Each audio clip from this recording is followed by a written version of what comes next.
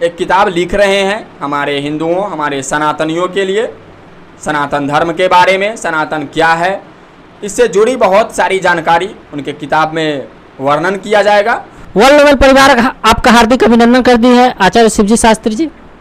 आप आए world level में, बाहर आ गए, स्टूडियो में का रौनक बढ़ गया। क्योंकि आपका समय बहुत व्यस्त समय होता है, आप बिजी पर्सन हैं, आपके भी बहुत सारा यज्ञ या प्रवचन वगैरह आता रहता है। वैसे श्री राम कथा जानकी धाम यूट्यूब चैनल पे आपका प्रवचन आता है राम कथा के रूप में, अच्छे लगते हैं।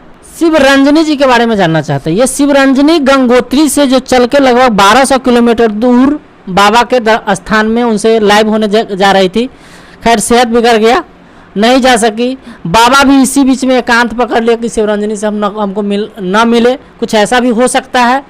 वैसे हमको थोड़ा सा आप ये बताएं अपने दर्शकों को कि ये शिवरंजनी कौन है, और वो प्राणनाथ कहने वाली, प्राणनाथ तो अपने ईश्वर या फिर हस्बैंड को बोला जाता है, शब्दों से संबोधन करती है। क्या माजरा है ये सब? कुछ तो गटर पटर गिटर पिटर लग रहा है ऐसा, आप स्पष्ट करें थोड़ा सा। जय माँ कामाख्या। हम जगत जननी माँ जगदम्बा से अखिल विश्व के मंगल की कामना करते हैं, और हमारे भ्राता जो धीरेन्द्र कृष्ण शास्त्री हैं, हम उनके दीर्घायु की कामना करते हैं। देखिए, हमारे भ्राता धीरेन्द्र कृष्ण शास्त्री जी महाराज, वास्तविक ये है कि उन्होंने किसी के आने जाने से अपना स्थान परिवर्तन नहीं किया है। अभी फ़िलहाल वो एक किताब लिख रहे हैं हमारे हिंदुओं, हमारे सनातनियों के लिए, सनातन धर्म के बारे में, सनातन क्या है, इससे जुड़ी बहुत सारी जानकारी उनके किताब में वर्णन किया जाएगा, जो भारतवर्ष के पूरे विद्यालय में निःशुल्क इसका वितरण होगा, ताकि हम हिंदू समाज ये समझ सके कि वास्तव में हिंदुत्व क्या है, हम हिंदू हैं, हमारा क्या कर्तव्य है, हिंदुत्व क्या है, हिंदू को क्या करना चाहिए। इस तरह की बहुत सारी बातें उनके किताब में निहित होगी। बात रही शिवरंजनी जी की, तो वो एक MBBS हैं, अच्छी बात है, हम उनका अभिनंदन करते हैं। और उनके जो मनोबल है, उनके मनोबल को बनाए रखने के लिए बहुत बहुत धन्यवाद। कि आजकल की युवतियां भी यदि भगवान पर इतनी बड़ी आस्था और विश्वास लेकर के आती है, ये बहुत गौरव की बात है। ये हमारे भारतवर्ष के लिए एक उदाहरण है कि आज के युग में भी इतनी नई उम्र की बच्चियां हमारे हनुमान जी के प्रति, हमारे भगवान के प्रति इतनी आस्था रखती है, तो ये बहुत खुशी की बात है। वैसे आपने जो एक शब्द कहा प्राणनाथ, जी जी जी, ये कोई बुरा शब्द नहीं है। प्राणनाथ के पर्यायवाची बहुत सारे शब्द आते हैं, जरूरी नहीं है कि पति को ही केवल लोग प्राणनाथ कहते हैं। यमराज जो कि प्राणों का संरक्षण है उनके अधीन, उन्हें भी तो प्राणनाथ कहते हैं।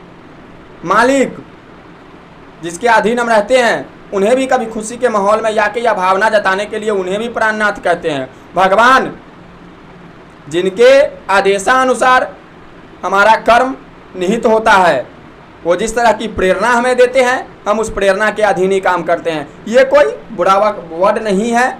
यदि वो कह रही हैं तो इस तरह का कोई बात आप लोग उसे निगेटिव में ना ले। वो हनुमान जी की कृपा पाने के लिए आई थी, इतनी लंबी यात्रा करके आई, उनका स्वास्थ्य फिलहाल अभी बिगड़ गया है। और इस तरह के हमारे धीरेन्द्र कृष्ण शास्त्री, उनसे मिलने या न मिलने पर किसी तरह का कोई बात नहीं कहा है अभी तक। और जब उनका लेखन समाप्त हो जाएगा तो आएंगे, पुनः दरबार लगाएंगे और उनमें उनकी उपस्थिति जताई जाएगी। क्योंकि 16 जून का डेट मुकर्रर था। बहुत सारे मीडिया वाले से जब ये शिवरंजनी जी का बात हुआ तो बोली 16 जून को हम लाइव आएंगे बाबा के साथ, और उसी 16 जून को से पहले बाबा एकांत पकड़ लेते हैं।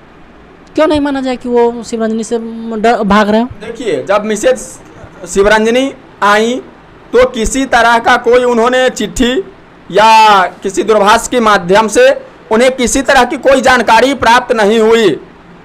उनके यहाँ लाखों लोगों का भीड़ रहता है, आवागमन बना रहता है। हमारे भ्राताश्री जो कार्य करते हैं उनमें प्रतिदिन लाखों लोगों का आना जाना रहता है। ऐसा नहीं है कि उनके डर से या उनके आने से वो एकांत पकड़ लिए हैं। वो अभी एकांतचित इसलिए हैं कि उनके किताब का अभी लेखन चल रहा है और जब उनका लेखन समाप्त हो जाएगा तो आएंगे। फिलहाल अभी शिवरंजनी जी भी अस्वस्थ चल रही हैं, तब तक वो अपना चिकित्सा करवाएं और स्वस्थ होने पर उनसे मिल सकते हैं, इसमें कहीं कोई दो मत नहीं है।